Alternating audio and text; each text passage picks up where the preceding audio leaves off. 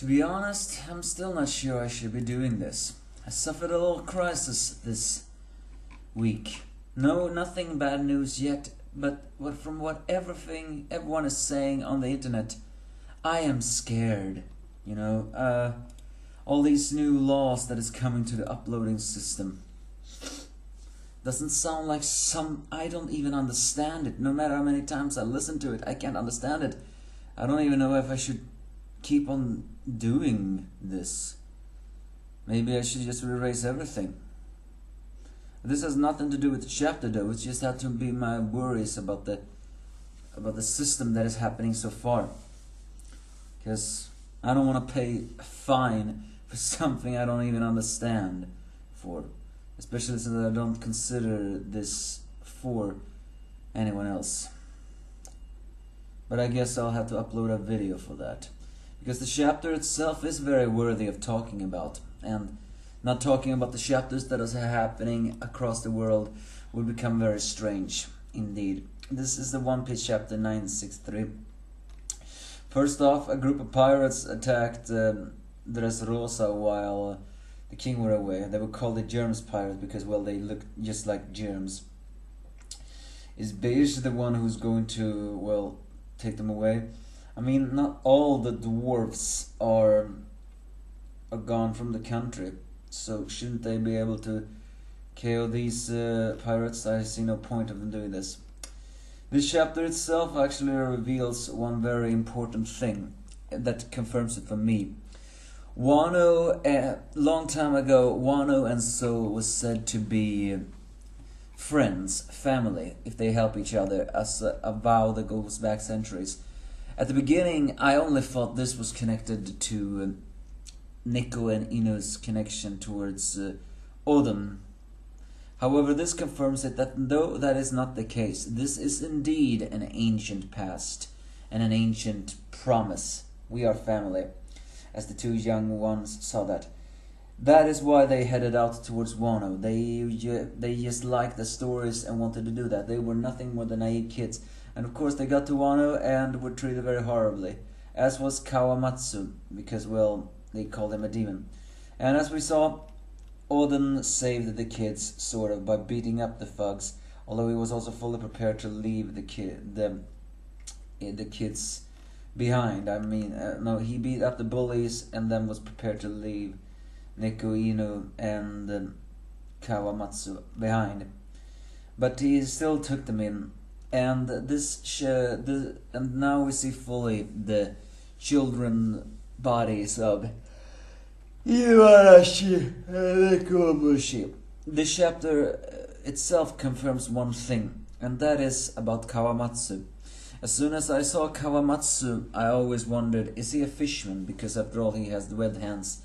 This chapter does indeed confirm, yes, he is a fisherman. He just calls himself a kappa because his kind is discriminated in the real world. So he thought if it could be a kappa, he could find more acceptance here, so to speak. It also reveals that Kawamatsu is not exactly that old, because he is a child in this place here. Oh, the same way as Neko and Ino are. That probably implies that he is something around 8 years old or something like that. But Odin knew about the Mink tribe and the inscription of the world. And we see a little bit more of that, especially though Kawamatsu explains his situation and all that thing. But his mother, I mean Kawamatsu's mother, apparently may have been a mermaid, because her feet was very reminiscent of of mermaids whose tail split in two. But he himself is a fisherman, because after all, it doesn't matter what species is. A mermaid can give birth to either a fisherman or a mermaid. And so, well, they began to stay in this place, especially since, well, they begged Odin to do it. It's kind of a comedic scene. It is also, we see a little bit more deeper on the fact that a long time ago Yasue said that Orochi owes everything to Odin. Apparently Odin did take pity on the pathetic bastard, and has actually lent money to the Orochi guy a long time doing before, and that and he only says that he's on his own now. He used to work for Yasue, so I cannot just leave him to be. This seems to imply that Yasue let Orochi go, probably because he knew what kind of character Orochi really was. And it's also implied that it was Odin who actually gave Orochi later on a different type of job, and we all knew how that ended up, although it's only implied. Then we see the famous scene of when the 9 red scarabs were arrested by Yasue. They underestimated him and they were caught by him, and it's then that they gave him the money, and they all began to learn some manners, including talking like Sesha. Although I don't really know how they would kind of pronounce as they had before. And they bought books. They began to learn the writing language, and even though Odin was very freaked out by their transformation, they slowly became the 9 red scarabs, educated and powerful and dignified warriors, not more than just thugs. In fact, when they visited the capital many years later, they truly did look like samurais. It was all around this time that Kinemon also changed his hair color to black. And I mean, even Odin was carried over the fact. And also Neko and Ino grew kind of big just 3 years later. It was during this was the time when Odin visited his father, which actually is revealed to be the last time they spoke to each other, because there was an implication that his father had fallen ill. However, given one very strange scene here, I have a very big feeling I think I know what happened. And that is this thing. As I said before, it seems to imply that Odin or someone close to Odin actually gave Orochi a new job, and that new job was as a new retainer to Sukiyaki, because we see Orochi in that flashback. But when we see that talking box saying that this was the last time they talked to each other, this seems to imply that Sukiyaki's death was not because of an illness, or maybe it was an illness. However, an illness that was caused by someone. Because although Orochi do not have his arrogant face here, we can see him in this picture. And yeah, I'm pretty sure Orochi killed Sukiyaki. That doesn't really beg the question though, who then called him back? Perhaps it was Orochi, perhaps he did take power when Odin was away on the journey. And this is then what happened. Well, Orochi truly was scum. The fact that Odin gave money to him while he still wasted it away on who knows what, we don't see. The most exciting part of this chapter though is actually a ship that crashed in the port of Kuri a long time ago.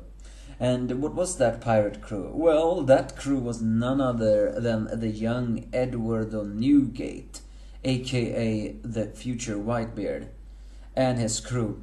A crew consisted of quite an interesting lineup, because we can see some faces here. Actually, all the faces here are kind of familiar. It was also around this time that everyone started to call him Pops as well. Marco was here, but here he was just called an apprentice, which is kind of ironic considering which kind of person he became to the crew later on. But we actually see a lot of the other crew members as well, who are very famous people in their own right. I think I can see Vista in that picture as well. He lacks his trademark mustache, but his hair seems to be reminiscing of that. I think I can see Yoso as well, because one of the guy with Afro, he reminds me of Yoso. Or maybe that is No, wait a minute. No, that is not Yosu. Yosu actually is there, but he has his trademark normal style, so to speak. Then who is that Afro guy? I know I recognize that Afro guy, but I can't really put him. Another guy who is there is actually someone who was not part of the Whitebeard crew. In fact, 3 members here, or maybe 2 members that are on this crew, are noticeably not members of his crew in the present. They formed their own crew when they got, well, quote unquote, older.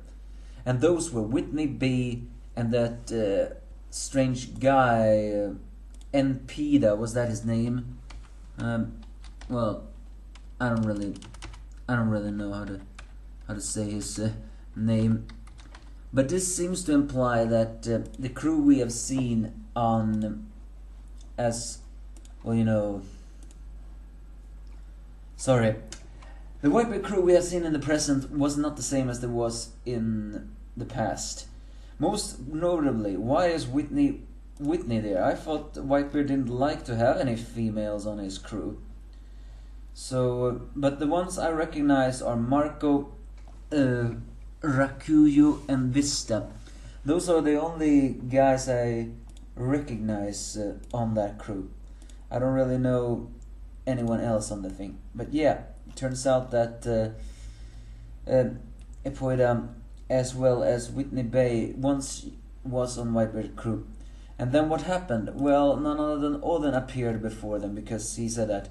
And as he attacked Whitebeard and clashed with his power, he demanded one simple thing, and that was to let me join your crew, because at long last he had found the pirate crew that not only survived a crash in this place, but also has notable strength.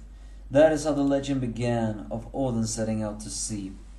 Once again, that Odin may have changed over the years, but it was still Odin, the reckless guy who did whatever he wanted, and what he wanted was to join the Whitebeard crew, where he became a commander. Inuarashi, Nekomamushi, and as we have also seen, Izo very likely followed him on that ship. And that is the story of the Wano situations so far. Or at least it's the story on how the 9 Red Scarabs came to be. But what awaits us next, I have no idea. In fact, as I said before, I don't really know if I'm even allowed to continue reviewing. I don't want to be fined for something that I don't even understand of, because I label this as not for children. This is manga. It's not meant to be read for children. It's meant to be read for teenagers. But I am a little bit worried. So who knows, maybe this year is my last time of reviewing manga. But I have to see what I'll do. But an information dump of a chapter, but it wasn't too bad. So give me your thoughts if you have any.